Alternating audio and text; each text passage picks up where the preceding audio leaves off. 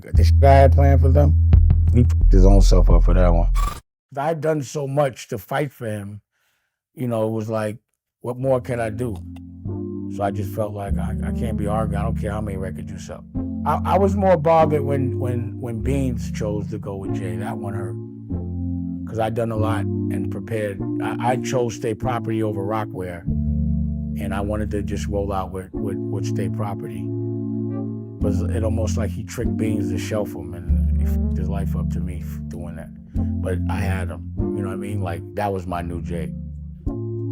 They had Beans trying to, like, I forgot this. I hate when I forget people's names, but the person that was like my partner in doing the licensing for State Property, because sales was telling them that, Rockware was doing this, that, and the third, that State Property should be more like Rockware as opposed to being more like Dickies and Carhartt, which is the way I designed it. And they started signing off on shit behind my back. It was like, I bet wrong on that one. You too big to talk to me?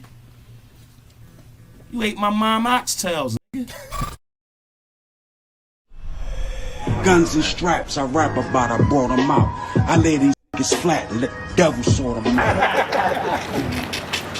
Oh! I feel as though I deserve that conversation, yo. Cause at any given time when we was together, if anything got out of hand, I put my life on the line for that Roc-A-Fella shit. Fuck the music shit and battling niggas. It was situations where I had to hold shit down. When security ain't had no burners. Thinking about my children got me at a stalemate. It's either live with my regrets or sell me. You can't box no bullet. From Sold Out Show.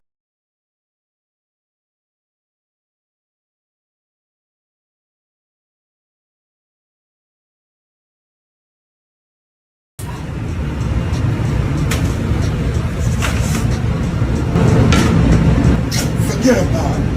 Beans is straight off the street of North Philly. He doesn't know the politics of music business. I guess a girl, she's being loud and disrespectful. Do a drink on him, and then another guy do a drink on him. He's upset about that.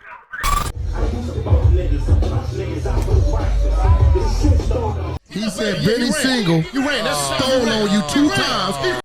Sigel ran. He said the nigga Sunbeam grabbed him by his neck and said, "Nigga, come in."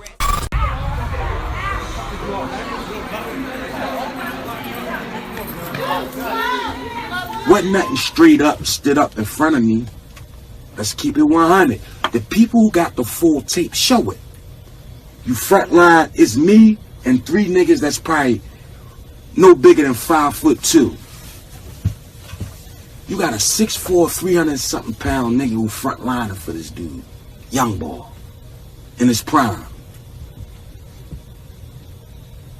Me, you wanna talk? No, handle your business. We'll talk afterwards. Alright, that's what we'll do. We'll talk about it. Because it wasn't, after a while, you know what? We'll point something again. He's never gonna listen. He's on his arrogance. He's never gonna listen because he on his high. He come from nothing to having something. He ain't take his fall yet. He don't know the same people you see going up is the same people you gonna see when you come down. Conversations with myself is getting too frequent. Those pussy boys trying to trick a nigga out his freedom. Thinking about my children got me at a stalemate. It's either live with my regrets or sell me. Cleanse my body, say a prayer, hoping for forgiveness. Lawyers retain. In this game, you can't afford a witness. Taking no chances, leaving nothing to cross-examine. Part of my manners, bananas, collateral damage. Niggas sleep, think it's sweet till my wrath is rain. Kill every male in his family, erase his last name. Then let the wolves have a way with his women.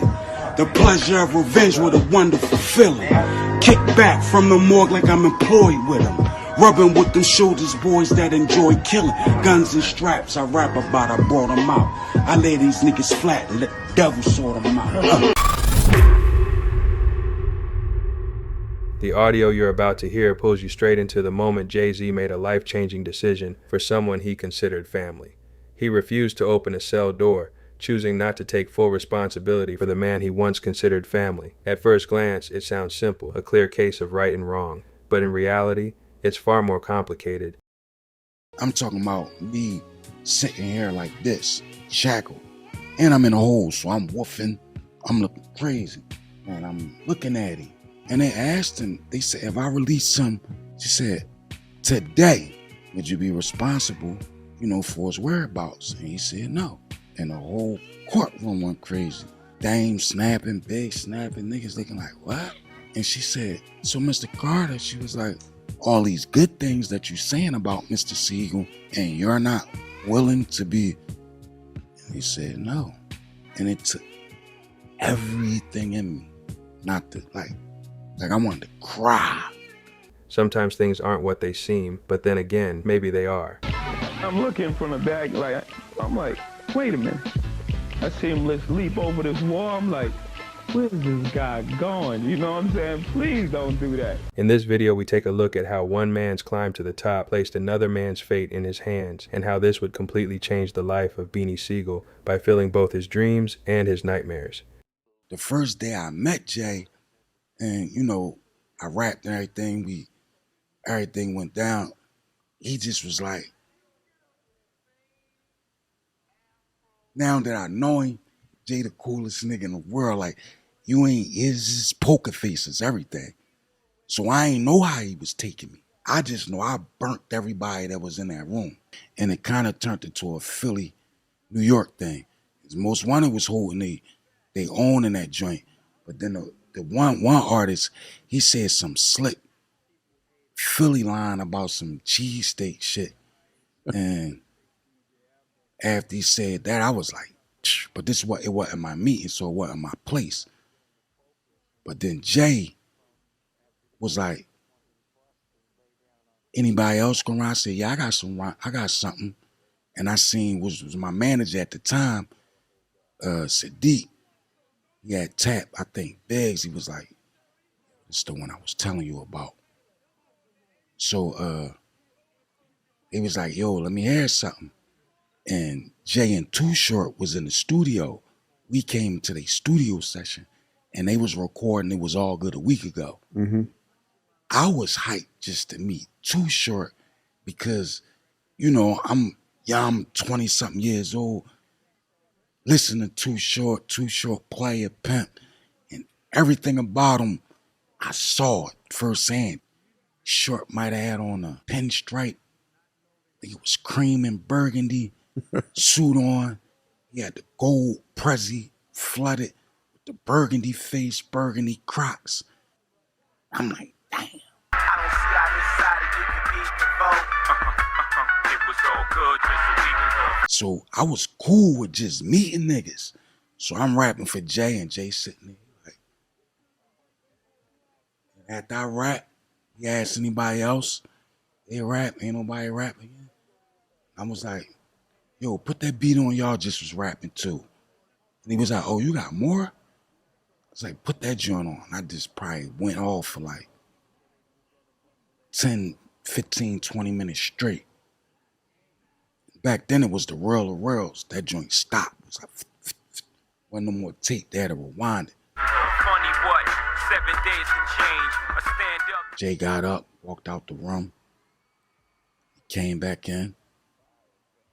I remember OG Wine cussing out the other artists that was there. He was like, y'all let these Philly niggas come up here. And Jay came back in. And we were like, it's over, it's over. I was like, ain't nobody else gonna rap. I went on the game. He was like, oh, you got more? Sat back in the chair and I went off again. And he just shook his head, shook my hand, and I was about to roll out. I was hot though, to myself. I'm like, I know I'm killing these niggas. And he ain't giving me the, like when you hear something hot, poker face on. But I remember shaking his hand and leaving out, and he gripped me and was like, be hollering at you, playboy. And I walk out. And then Sadiq and Stevie G and them, they was telling me what the niggas was saying. And they was walking, 'cause I go, Jay went out, and Dame Biggs, they went in another room. I'm sitting there, I'm blowing my tree. They come back in, go again, they go back out. So whatever they was saying, they waited till we left, and they was like, yo, niggas was going crazy. I just want y'all to give him a nice round of applause. David Dad. Yo, Mike made those, they knew I was coming to their neck with the cocaine. About to bring my cocaine. Look at this for a small price, about $65,000. That stainless steel with diamonds. Okay. Hey, please, don't start no trouble out here, man. Go ahead. You ain't got to rush in there. Beanie had state property. He was supposed to have, I think, Get Low, but ask Get Low about what happened. It wasn't my fault, but I was ready to make him a vice president. He just had to get his label together. He just, couldn't do it for himself. How you gonna do it for somebody else? On the surface, he was offered an opportunity to become rich and famous. However, from the start, things weren't as they appeared. Philly always had fire. It just was, they looked in the wrong places for it. The first representatives were representing what I'm representing. You know what I'm saying? You got your people like Steady B, Cool C, you know what I'm saying? 3 Times Dope that was out representing Philly. That's all we had. You know what I'm saying? And if you listen to their music, it was all about a party. You know what I'm saying? Times is hard right now. People, everything party. It's serious. You know what I'm saying? It's serious. And that's what I think. I was the first one to get on and show a serious side of Philly. You know what I'm saying? With quote unquote the real side. You know what I mean? Because everything is not, you know what I'm saying? Everything ain't jiggy with it. I'm on Reservoir Dogs. I'm on Foxy Brown 456, Doo-Wop mixtape. I'm on a Black Street album that just came out. I got a song coming out with Gina Thompson. I wrote for Foxy. I just wrote a song for Puff. I did a... You say they sign you for $1 million. Let me tell you how broke you'll get real quick. They sign you for $1 million. You got $1 million. Say $2 million, because $1 million ain't no money on some real. And I spent $1 million in 7 months, but that's another topic, and that's on some real shit. They give you $2 million. Now you go the legit route. Uncle Sam, you in a different tax bracket now because you're an entertainer. You know what I'm saying? So it's step up. So they give you $2 million after you in that 40-50% tax brackets. You got $1 million. Now you got lawyers. You got lawyers that handle your business in the pimp. We're gonna max out, say 10%. So out of that $1 million, now you only got you left with $900,000. You know what I mean? You just got a $2 million check. And only 2 people got paid out of that check. You only got $900,000. Beans was signed to the biggest label in the world with only 6 songs to his name and not even knowing how to count bars. However, he offered something their team needed. But being a soldier came with a price, inheriting Jay-Z's beefs, surviving a near-fatal shooting that cost him a lung, and witnessing the messy implosion of a hip-hop empire. Now, there's a little drama going around about major figures, Roc-A-Fella. Mind the who? With the weapon on Major figures, Roc-A-Fella. Nah, man, time to set it straight, man. Set it straight, Buzz. Yeah, what you want to know? Don't they be saying that what they saying? What I'm hearing. First of all, they saying. Huh? I don't believe nothing I hear. I'm only some of what I see. For the clarity right here. The story is that they had approached Jay and Sieg on doing a song, and either Jay turned it down, something, and then Jay talking about them on Throw Your Hands Up. For what? I'm just asking. Never. So there's no problem, no issues, no nothing? This is a problem. We doing good. We chilling. We chilling. I'm cool, gang. Beanie Sigel, Jay-Z thing. Yeah.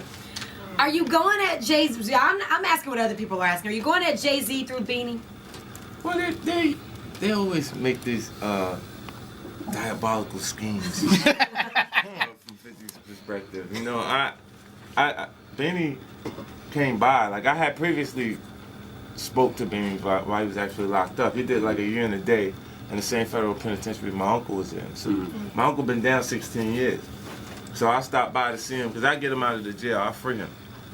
Every time I sit with him, he just goes in the 50 land and he stays there until the next time I come back. You see what I mean? So when I walk into the jail, Beans had to feel that also because I was coming at a time where it's Get Rich or Die Trying, where I'm selling 12 million records and the hottest thing in hip hop at that point. And I'm shaking the building. So he goes, you know, you're going to feel like, I'm going to have Jay come see me. Because 50's down there coming to see someone else. I actually seen Dame once on the visiting floor going to see Beans. Oh, wow. You know what I'm saying? Like, did you see Diddy go see Shine? I didn't. Oh. But that's interesting. I was just asking. It's interesting you mentioned Shine, though, because Jay went to see Shine. Mm. You know, when he was entertaining the idea of signing that before Shine was deported. Wow. You know what I'm saying? But he never actually went to see Beans. What he's doing is the traditional business model, but they were saying rock loud familiar. We family. Or Roc-A-Fella gang.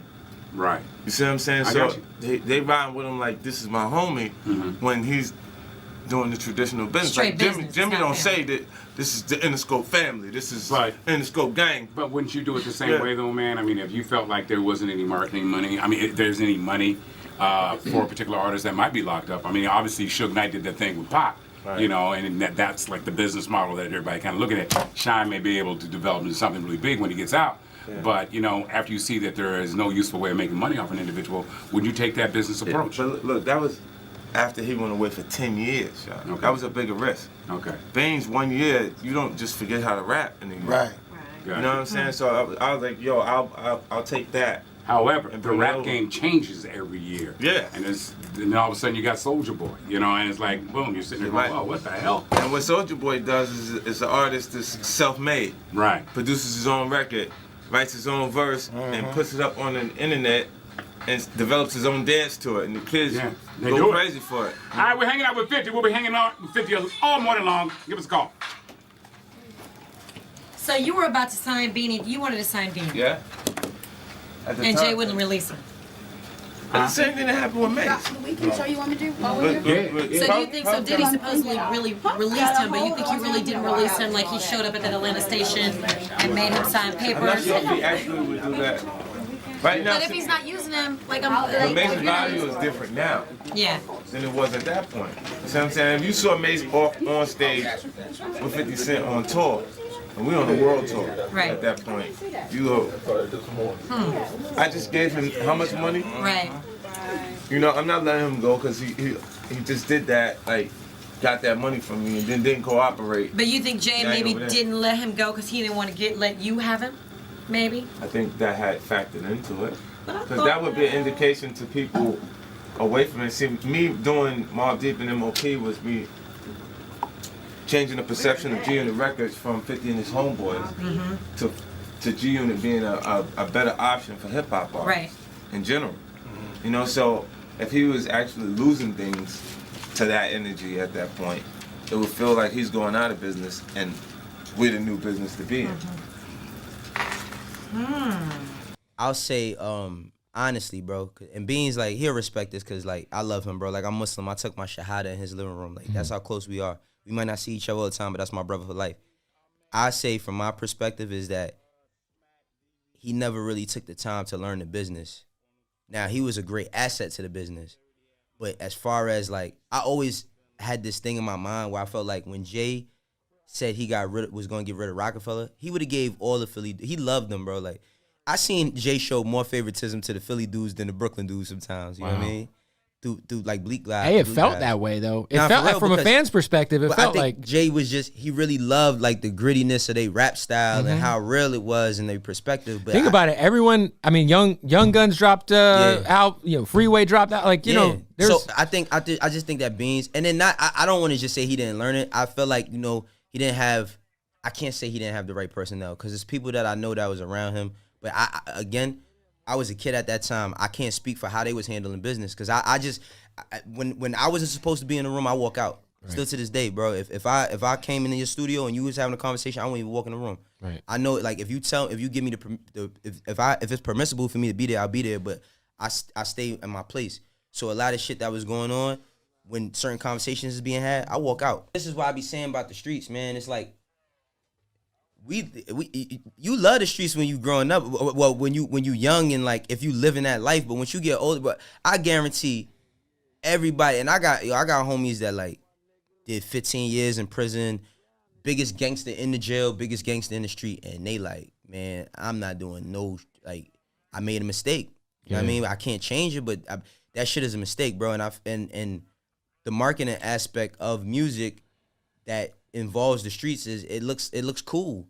It looks cool till you facing an indictment. And also it helps sell records. It does, but I don't know, man. That shit is music is a hard thing for me to deal with sometimes because I be feeling like sometimes that I'm a part of the shit that I don't agree with a lot. Despite his troubles letting old ways go and embracing a new culture, Beans would become a key part of the Roc. This would also give him insight that he would later expose, and this decision would bring problems within the industry. I mean, I don't think Bleek wanted to take over. I don't think he had the ability to, Jay was writing a lot of his rhymes. So if Jay retired, that meant he was out of business as well. You know what I'm saying? Like that, Jay couldn't. If he's still making records, Jay can't retire. Jay was writing his record. Ask Bleek about it. But that was like Bleek. Put it like this: I could understand Bleek's loyalty to Jay because he had Jay as a ghostwriter. Did he write for Bleek? Yeah, did he write for Bleek? Yeah, man. Of course. Jay helped Bleek out on a lot of shit. I mean, you can hear it. You just don't get it. Come with it. Fifth loaded with slugs that the rest in you fitted. It's in that on the rock. Just pay attention. He always cheated for Bleek. He had to cheat for Bleek, especially if us three was on the record together. Cause if I ain't right there with Jay, too far behind him, come on, man. Bleek wouldn't have stood a chance. That's my brother. Bleek, no. He ain't write all Bleek shit, though. We ain't gonna do that, though. They ain't making it like he wrote all Bleek shit, cause that's a lie. He ain't write all Bleek shit. He wrote enough, though. Especially the records when it was me, Jay, and Bleek. He had to keep up, but yeah. Did I actually witness it or see it? No. No, I ain't never see him sit down like, yo, you gotta say it like this. But you knew. I knew. I just know like Wiz doing a Dynasty album and every record that we all supposed to got on, it always was this me and Jay on the verse. And then one day I came in the studio, let's just say it was 5 records that was me and Jay and Bleek was supposed to be on. And he wasn't on none of them. Like for weeks. And one day I come to the studio and Bleek on 4 records. Damn, when he do them? So I wasn't there, so I don't know how they sessions went. But I know he had a little assistance. He got alley-oop. Once I told him I knew how to rhyme, it was just all she wrote from there. It was like, why not help the little guy from my building? You know what I mean? My mom and his sister is best friends, so it was all like a alley-oop for me. And after that, we went to the crib, and that's when he gave me the sheet of paper and was like, as fast as you can remember this piece of paper is as fast as you be on. And who knew that piece of paper was coming to age? So here we are today. So right afterwards, you went and wrote Coming of Age. No, he wrote it. He had it already written. That's all Jay planned. Remember, I was 14, 15 years old. You think that was my vision then? Okay. So Jay wrote your entire verse? Yes. While Beanie was learning secrets from within the Roc, he was also focused on building. Every night he'd call me out on stage and I had to rap in front of 20, 30,000 every night. A-cappella. But, not to toot my own horn, I was just so charismatic and my flow was just so crazy. I just commanded the crowd every night. Got the same. I knew, like, cause I ain't gonna lie, the first like 3 or 4 nights, I was nervous. Cause like nobody knew me. But as the tour went on, I knew I had him.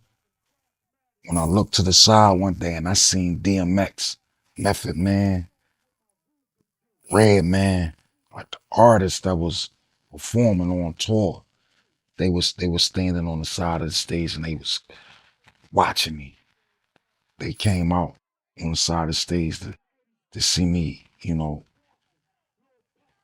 my thing. And I was like, yo, yeah, that's it. How was it like being on that tour? That was crazy, man. That was crazy. That was good times. I'm just learning Bleek. Just met Ja, like learning Ja Rule. We hanging together every day. Yeah, it was crazy. I mean, just the lifestyle that I was accustomed to and that and just grew up under. Just keeping it too real. Too real to the point I didn't understand that I had a career. You know, I was young, fresh off the block, and landed with one of the biggest record labels ever. So I ain't had time to it was so fast. You know, I ain't had time to sit or had nobody to sit me down like, yo, listen, in 5 years you could be this. 10 years you could be this. I never had them sit downs.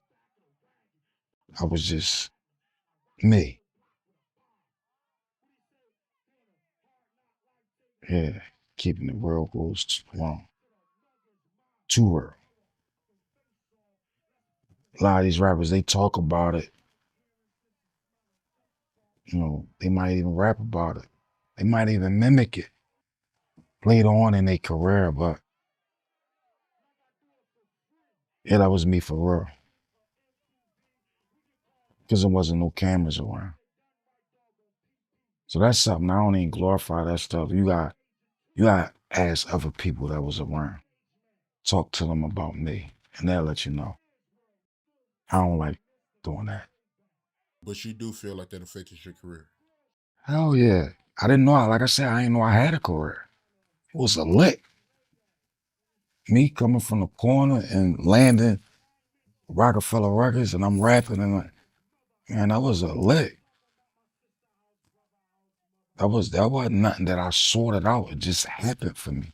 Not only was he helping build, he was showing his loyalty to his team. The combination of talent that got him in the door and his loyalty would involve him in situations that appeared to certify him as a part of the Roc. Yeah, I ain't just go in on him. He threw a drink. He tried to throw a drink on Jay and yeah, I was on his ass. Yeah, that was real. We was in the club. He disrespected the homie. Like I said, we was a lot familiar. And that was before we even was even coining that phrase. But that's who I am. You know what I mean? You can't do nothing to mine. You might can get away with it with me. I might give you a pass. You can't hurt nothing that I love. I know I'm right. Yeah. Nigga walk in the right church trying to get happy. And I'm a blessing. You want me to say that again? A nigga walk in the right church trying to get happy. And I'm a blessing. However, this wouldn't last. Despite these loyalties, bigger factors would come into play, and Beans would be forced to make a difficult decision when the Roc began to split. I was the window of the outside world that they would never see again. So I had lifers around me who was wanting to see them pictures that I didn't receive, and them letters and hear with people, because I'm Beanie Sigel. I just was out there with the biggest thing out going, Roc-A-Fella Records. So the jail embraced me from when I came in. So when I'm in that jail and I'm on visits, and I know 50 Cent just dropped an album out, he's just sold 10 million albums. And I see him every month come to that jail to see his uncle. And my right-hand man, people looking at me, ain't come to see me one time. And I know 50 schedule was just as strenuous as his. But if this man in 15 years, I only had a year and a day, skid bit, it wasn't nothing. It was a vacation because it really woke me up. I needed that rush. But my man couldn't come see me one time. I ain't asked for no money or nothing on the books. I had to turn myself in.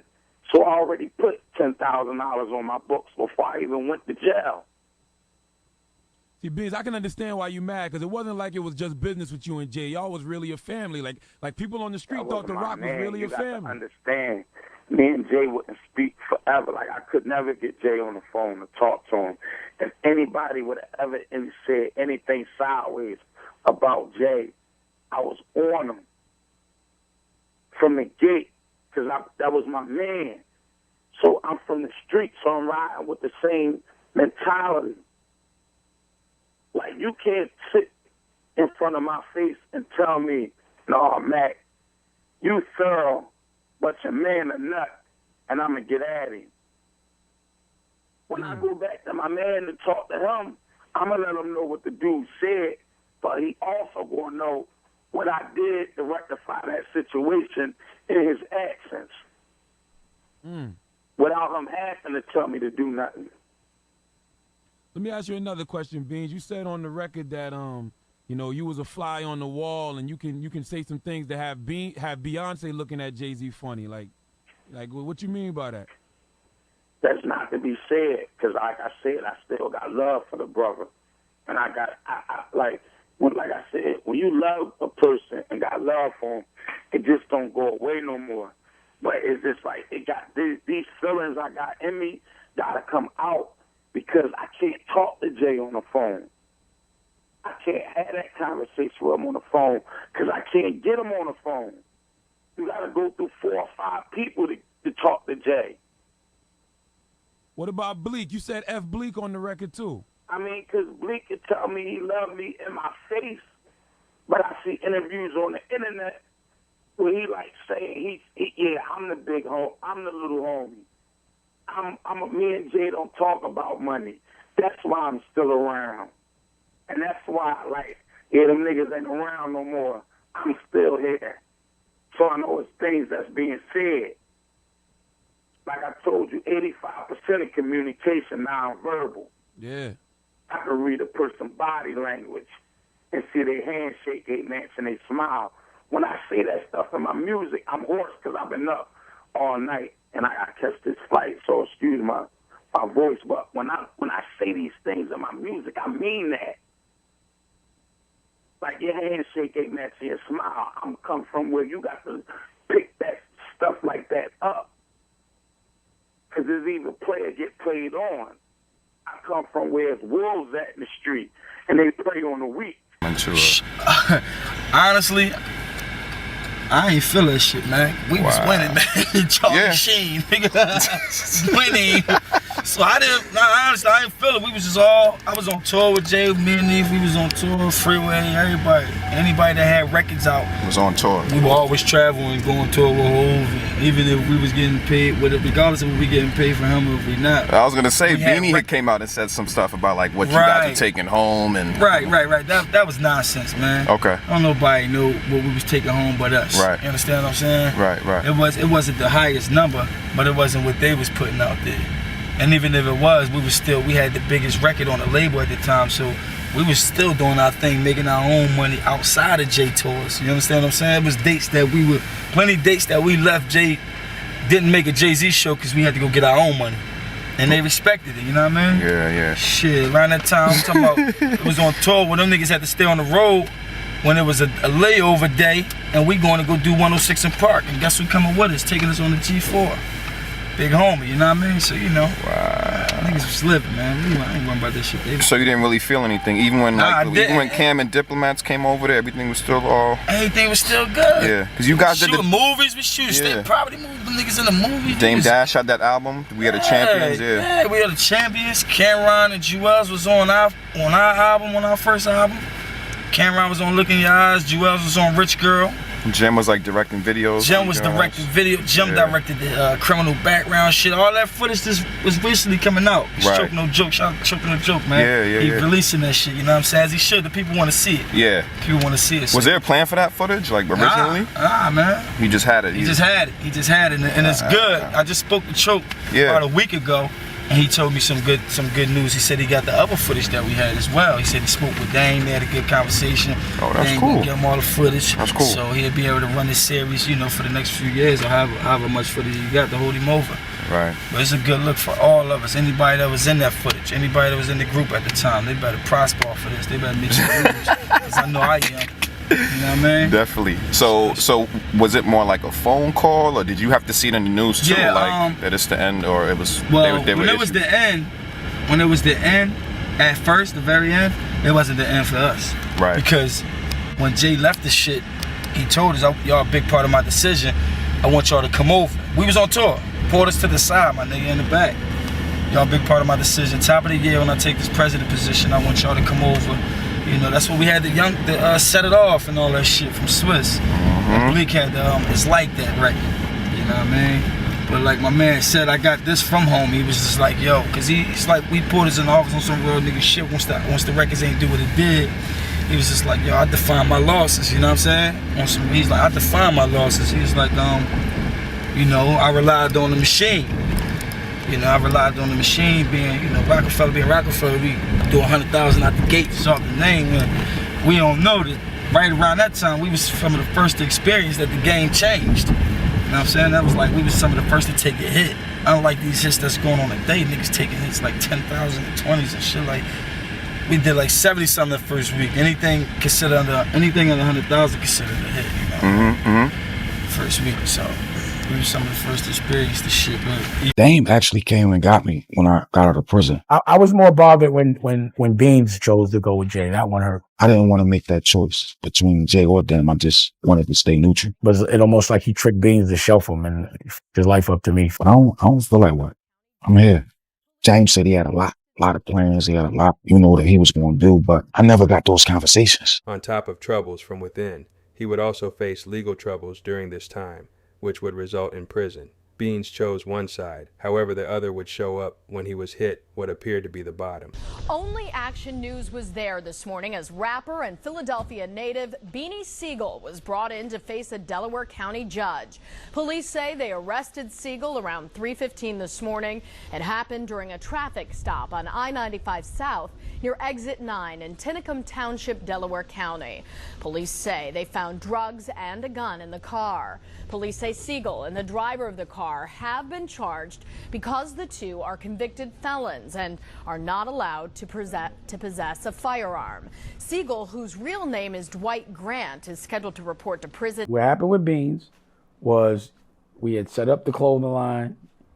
I sold my interest in Roc-A-Fella, and we were gonna do the movies and do everything, and then he just went with Jay when he came home, and that f***ed up a lot of money for me. I've heard interviews where he says he didn't know these things. I'm like, he definitely knew these things. And then when Tom, I keep forgetting his last name, but they went around my back and talked to Beans and told him he should be making clothes more like Rockwear because sales wasn't. And then he did that record with R. Kelly, and he was like, it wasn't Beans, it wasn't state property Beans. So I just felt like Jay tricked him so he wouldn't take over. Because Beans was like, he was, I can't say he wasn't like that. He's regardless of what has happened, he was about that life. He was like that. Like I've argued with Beans and be like, damn, now I got to fight Beans. But I would have to if we're going to do that. But, it never came through. You know what I mean? Like, if you run in a crew, you got to fight whoever steps up. And Beans was ferocious, good rapper. But he, I got sick of going up to jails and trials. I used to have to take a jet just to hand them over to the feds. It's traumatizing. I had to, I let him stay in one of my cribs, a loft in Tribeca for his house arrest, so he could work. It becomes family, funerals, all type of shit, B. It's like, it's a lot when you're ahead of a certain kind of team. But I do think definitely he could have. That's what I always said. I say, homie ruined his life because he was going to be bigger than Jay. Cam was going to be bigger than Jay. Kanye is bigger than Jay. Pause. You know what I'm saying? Like every one of them would have had Kanye success. I promise you that. And it can still happen. And now that Bleek and I see his work ethic, I think he could have did his big one too. I really do. That's what I regret. I regret not understanding Bleek and how his superpower. his superpower is his loyalty, not his rap. It's his loyalty. This is where Dame Dash would show his loyalty to Beans at his worst. I actually seen Dame once on the visiting floor going to see Beans. So we take the van with the peanut butter guts, with the Roc-A-Fella all in the headrest, and we go to Philly, you know, sit through that trial, go walk through, you know, make sure he felt supported. Then I have to go home and then come on back. But every day I would bring back a different Roc-A-Fella. So I was like, if y'all don't support him, I'm not putting your records out. Because we're supposed to be a family. So to me, it's like anybody I get money with, then, you know, like even Oskino, I had to go to, get on, stand for him or whatever. All of them, Petey Crack, Petey Crack was supposed to be El Plaga, not Noriega, but he caught a bid. It was supposed to be Petey Crack. Arguing with Pete, I used to be arguing with Petey Crack's management. There were some Italians, you know. Now I didn't even know, you know. I heard the mob was heavy out there. I don't know if they were mobbed up or not, but it seemed like it. But I'd be arguing with them. On the surface, Dame appeared to show loyalty to his artists because he considered them family. However, it went beyond that. He had business principles that he hoped to offer to Beans. This is where conflict surfaces. Dame held others to his standards, and if they failed to fall in line with his plan, he exposed it. But keep in mind, this is only one side of the story. He's cold-blooded, cunning, conniving, and, you know, you know, the thing with DeTavio is, for some reason, 2 days before the interview, he disappeared, and so did the other kid, whatever his name is. They both did. If we would have spoke, we could have actually articulated the right way that we wanted this to be launched. But they did know I was going to the Breakfast Club, and that kid Dante, or whatever his name is, he knew that I had a statement that I was putting for DeTavio, but I wanted to talk to him to make sure that we said the right shit. But I don't have time to move at their pace. That's why they broke. They move slow. They do their business different. And I think they're not that bright. I think they're stupid over there. I think the way they approach their business as it relates to media is dumb. You know, I just think it's very, I could double their numbers in a hot minute. We have our, like, why wouldn't you, you know, the thing is, even with like a Netflix, they were losing money and they still got to raise $1 billion every year, which is meaning they're spending someone else's money, but it's fine. They're in, their debt till they make it back. They just got a lot of cash flow, but at least they're making content that they could leverage later. You know, it's different verticals, and I don't think they stimulate them. The approach on their business approach to me, I could make that $400 million in a hot second. You know, they make no money on linear. They're not even Nielsen rated, so their linear doesn't mean anything. You understand what I'm saying? Yep. They don't even get ads for linear. It's all programmatic. What am I doing? Programmatic. I get the full CPM. They got to go through a middleman. So if I could look at their engagement and see what it would do with our programmatic, it would probably be double, triple. But why wouldn't they want to rock with that? Why wouldn't the bank is getting their money, so they don't care. But the thing is, that's all they make is enough to pay their loan, allegedly. But a lot of these are public things, so it's like people just don't read. Yeah, that's no good if you're only making money just to pay your loan back. You're broke. But that company is doing that. iHeart, again, I'll say allegedly, but I was looking to buy that company because iHeart is about to go bankrupt. You'll see. So I'm like, I could take, again, I'm not going to buy it with my own money, but if the numbers make sense, but they got too much debt. None of them make money, bro. I'm the only one with no debt. And they call me broke, and that's why I'm upset that I'm like, Charlamagne, you're teaching these people wrong. You're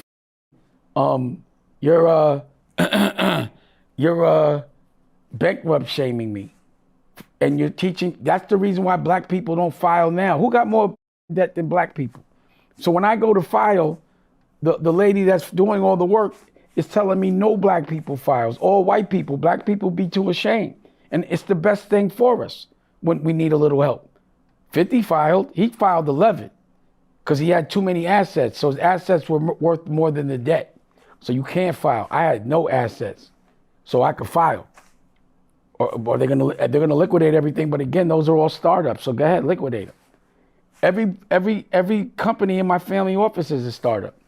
But all the money that we make goes into the business. We don't want any loans. I don't want, if you got a $150 million loan, you're broke to me. So again, the people you keep calling billionaires and rich, they all got a lot of loans. They cannot stop working. They cannot relax. The reason why I can sit on a lake and I don't have to show up anywhere is because I don't owe nobody no money that loaned it to me. I just owe the government in judgments. They got to pay a nut every year or they're going to lose shit, whoever it is. But stop telling me these people are rich because they look good spending other people's money. Because they have something that they can leverage, they just keep getting loans against it. And that's what we have to teach.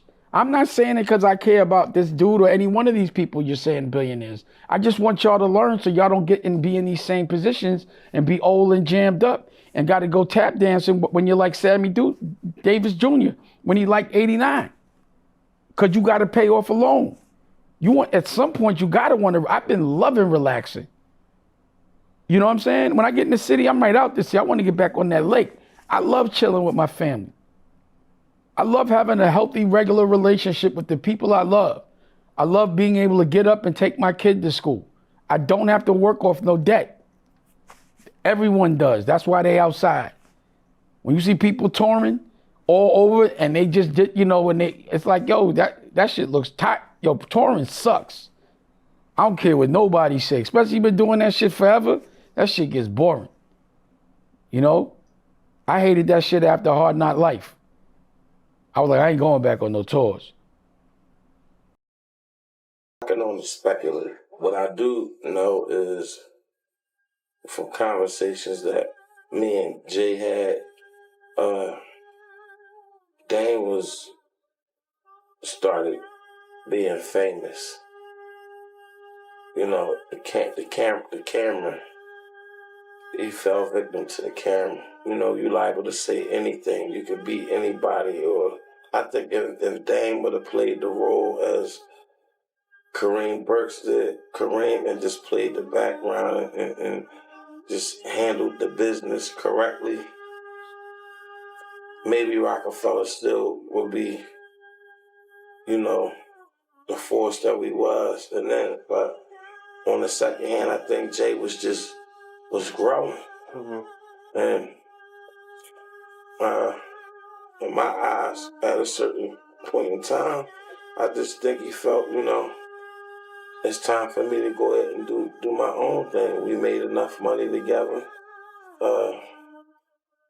Dane was spending a lot of company money, going on a lot of trips and going into a lot of other business adventures and, you know, robbing Peter to pay Paul and taking money from out of here and trying to build other brands and stuff without consulting with his partners. And that's what kind of, I think, really brought the demise to Roc-A-Fella. Because to me, all right, as partners, if we was three was partners and you messing the money up, Jay even said, he said if everybody in your clique is rich, your clique is rugged, nobody will fall because we would be all each other's crutches. So if he still had that mentality, it would have been a meeting took place. Dang, you keep taking this money from here. We can't have you. You can't do that. So we still gonna do what we do, but you can't be in charge of that no more.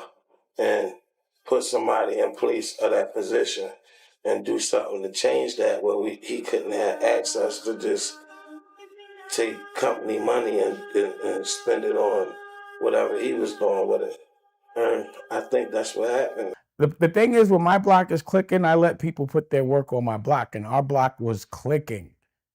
And Big L was like, you know, regardless to what, he was good. I'd have had him with the right producers. I would have had him with the right publicists. I would have been able to pay for co-ops. I would have been able to make sure that, you know, he did his promo tours correctly. I would have been able to make sure he was surrounded by the right people. That's what I did with everybody. I'd have been able to make a movie. That was my thing, you know. Every crew that came through made a movie. And he would have came through with a crew. And then him with like dips. Oh, my God, it would have been crazy. him with MOP, like even Graf, like Graf is still rolling now. Like the guys that I had the whole second phase of Roc-A-Fella set up. Like Cam, MOP, State Property, you know, Joe Buttons, Nori. I had all of that set up. Like Roc-A-Fella wasn't going nowhere. And I was doing that from Rockware office. You know what I'm saying? And bringing the rock and roll and all that. Like if Roc-A-Fella wouldn't have got dismantled, it would, you know, that's the only thing that's sad about it is it didn't get to realize its full potential. We were just getting started. It's not even the shit I had planned for them. He fucked his own self up for that one. Like I had the movies, right? I had the clothing line. The clothing line was doing 20 million a year. You know, so we had the movies, the touring, the clothing line. You gotta remember, like I activated all of those things. You know, like I was making beans when I was talking to Cam about being the vice president, talking to him.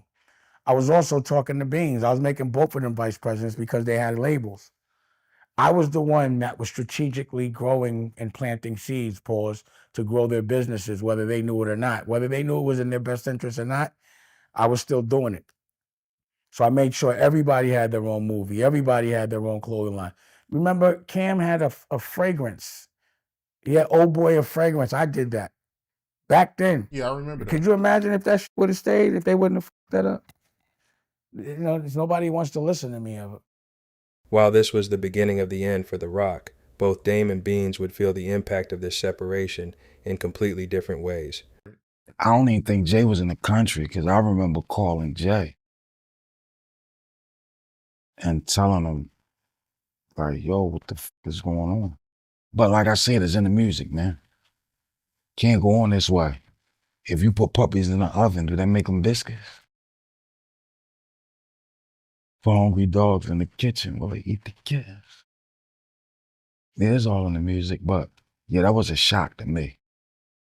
Why was you shocked? I know when I interviewed Dame, he said y'all overreacted. He said he was going to make you a vice president just like him, since y'all both had labels. I don't think that's true, because I was trying to get a label for State Property for the longest. You know, I had an imprint and everything that I did on my own called Criminal Background Records, but it never came to fruition. And I don't think that set well with Jay neither, him being on vacation and then hearing that Cam was the vice president. But, like I said, maybe that's what Dane was thinking. It just, we never had that conversation. I remember Bleek calling me, like, yo, what the f, you hear this shit? I'm like, what's going on? He was like, Dame just announced Cam as being vice president of Roc-A-Fella. I was more so hurt for Bleek, because if anybody, I think Bleek would have been in that position. Being as though that he was there even before me. But like I said, man, all that shit old, man. I don't really care about none of that shit. You know what I mean? I'm good. I'm neutral. I'm cool with everybody. I'm just where I'm focusing on me. Nah, I feel you. I heard the first time that you met Too Short was the first time you rapped for Jay. Yeah. First time I met Too Short and Jay at the same time. They was working on It Was All Good a week ago. Yeah, that was the first time I met Short. They was in the studio doing that record. That was the first day I met Jay too. The first day I rapped for Jay. How was that like? Beanie Sigel. That's how that was like. It was good. It was good enough to land me a deal with Roc-A-Fella Records. Yeah, a couple raps. I was rapping for him, and he was sitting there. Then they'd get up, walk out the room, come back in. People's rapped again. He'd get up, leave the room. But I heard when he was leaving the room, he was going crazy. He was telling the people that I came there with, like, don't let him go back to Philly. They was trying to keep me in New York. I had to get back though. I just gave Pac a 1,500 back. He owed me a stack. I was like, nah, I got to go back to Philly. And it was a Friday. I might not seen Pac all weekend. Well, how they get back in contact with you? I was around. They had to find me. I didn't know them at then. Sadiq, the people that took me to New York that I rolled with, them and members from Philly Most Wanted, I ain't really know them. They was from different parts of the city. So I was from South Philly, so, you know, at them times in Philadelphia is real geographical. So I wasn't about to stay in New York with a bunch of niggas I ain't know. I really wasn't even trying to go. I almost missed that meeting. Bean's career and life would forever change. However, he would apply his power of loyalty and drive for success to build from the ground up, which is what he continues to do today. His battle scars would forever change his ability to recreate the same sound. So this what happened. So when I got shot, I was in a coma. I was in an induced coma. So when I came out of it, I was disoriented. I didn't know where I was at. So I had a breathing tube down my throat. And when I came to, I couldn't talk. Like I knew I had got shot and all that. Like I knew. I just remember the ambulance ride. And I ain't remember nothing after that. And I woke up weeks later. So I pulled the tube out my throat. And that's what tore up all shit. Yeah, that's why the voice got like that. And when I yanked it out, I was trying to pull it out. I gagged. And I had like 20 something staples in my stomach. That shit, for me, gagging so hard, boom, that's bust on me. So that's just. However, he would re-enter music and follow solid financial advice to build an asset, which was building and owning a business. A good friend with this AI thing. Oh, wow.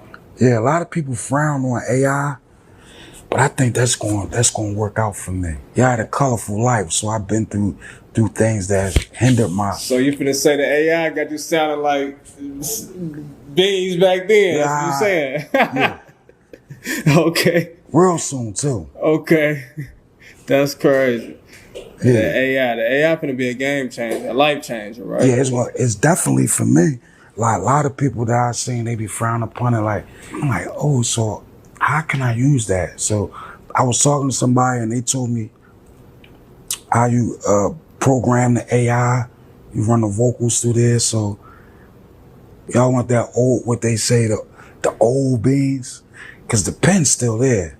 It's just the voice. So if y'all want that, man, I'm gonna shoot y'all something, man. So I'm gonna use AI on myself. Today, Beans has built his own distinct brand as a business owner and chef, and this is something that you not only can respect, but he also gave true fans an opportunity to directly support. Think about this for a moment. You've heard stories of countless celebrities that fell off and seemed to continue that path. However, the Philly legend decided to take his fate into his own hands in a highly respectable way by not only utilizing his fame to rebuild, but also creating a means to feed his family. I'll drop a link so you can check out his movement and the blueprint he is creating right now. Got some food from Grab and Roll, Beanie Siegel's food truck in South Philly. Grab and roll, wings and bowls. Land of the bully Forget about it. I ain't beefing. I'm beefing. Yeah. Come on. For me, it wasn't, like I said, I thought the Siegel and the state property beef could have got more hands-on. Like, I thought somebody could have got really hurt off. No, it was the different times. Like, gun carrying, everybody was gripped up crazy. And you were a god in Philly at that time, too. I mean, yeah, I had a. D-Block was lit in Philly. Philly's like our second home. But the 50 was more. I made more money off.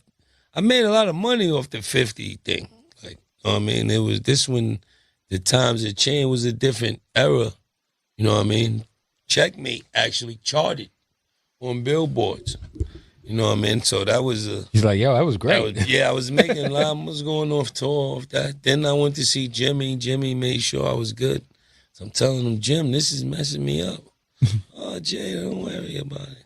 Yeah, go. Yo, look. Look at my sous chef for the day. Look at my sous chef for the day. I'm here, Chef Kids for the day. Yeah. Let me get some gloves. Thank you. Pull up and grab. Yeah. Yo, look. Look at my sous chef for the day. Look at my sous chef for the day.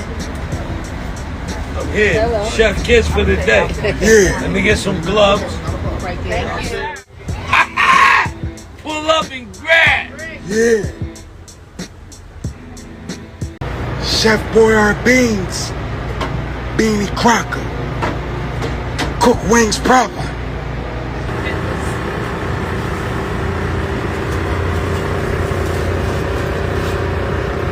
Yeah, but they said where at? They said where at? Tell them to pull up, they know where we at. Oh, South Philly. Y'all know where we at. Rabbit Road.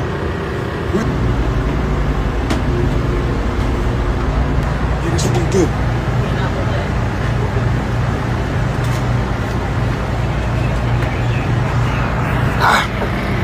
That boy hand special. It's on the grill, man. Pull up, get right. Yeah. Let's go. So what's your Ski? What's your order? Can I get some shrimp and fries, please? I feel like Kiss to take your order. Matter of fact, I'm gonna take the order. Kiss gonna drop it. What you want? I want shrimp and fries. Shrimp and fries coming up. You gotta drop these right here. Which one? Either one. This one, right? No doubt. Oh, give me $8. Coming right up, man. First order Nice coming and up. hot for you. You feel me? Appreciate that. Appreciate that. Yeah. Shrimp and fries. You got it? Want me right, it says? No, you can't touch the pan. Oh, I can't. You right. Can I get $2 worth of extra We shrimp? practice cleanliness over here. Hold on, time $2 out. worth of extra shrimp? $2. Hey, where you get a shrimp for $2? What the fuck? What it? Yo. You see what I'm saying? When you try to serve the community, how they do you? $2 extra shrimp. Where can you go in the world to get $2 extra shrimp? Damn. I just made it up. Yeah. Don't make it up. I made it up. What's up, brother? How you doing? That's brother-in-law right there. No doubt. Excuse me. Tell me when it. You want to drop shrimp? You want me to get you some shrimp? Yes. Yo, man, stop out here, man. Stop playing. Yes, man. sir. Yes, sir. Come on We out taking here, stop orders. playing, man. We taking Jonesy. I need a Camera. stop. Jonesy. Come on out here. I ain't doing no orders today. Who's doing the orders? I'm getting busy, baby. I already got one order. Look at- Fries coming up. You know what I mean? Yeah. Hey, yo. K, what's your order, K? Hey, yo, I got you. Yeah, yeah. What we I doing, got that. man? I got that rice and that motherfucking teriyaki shrimp, man. That's Drop shrimp? You want me to get you some shrimp? Yes. Yo, man, stop out here, man. Stop playing. Yes, man. sir. Yes, sir. Come on We out here, taking stop orders. playing, man. We taking Jonesy. I need a Camera. Bean, stop. Jonesy. Come on out here. I ain't doing no orders today. Who's doing the orders? I'm getting busy, baby. I already got one order. Look at- Fries coming up. You know what I mean? Yeah. Hey, yo. K, what's your order, K? Hey, yo, I got you. Yeah, yeah. What we I doing, got that. man? I got that rice and that motherfucking teriyaki shrimp, man. Shrimp. Okay. Put it here. I'll lay it. We gonna get a picture real quick? Yeah. Now that I look back, that might be one thing in life that I do regret. And I don't really have no regrets on shit. I do regret. I regret making records and dissing man. I regret that. That's a character flaw that I think I'm gonna have to live with. I apologize to him. Yeah. Cause I said some disrespectful shit. Yeah, I said it. And one particular line stood out that I really regret doing that. And I was like, I said, I was a fly on the wall. The shit I witnessed, I could say shit to make B look at you different. Yeah, I regret that shit. You don't play with nobody's wife or none of that shit. Cause I know how I feel. Yeah. Yeah, I regret doing that. I regret doing that. I regret that shit a lot.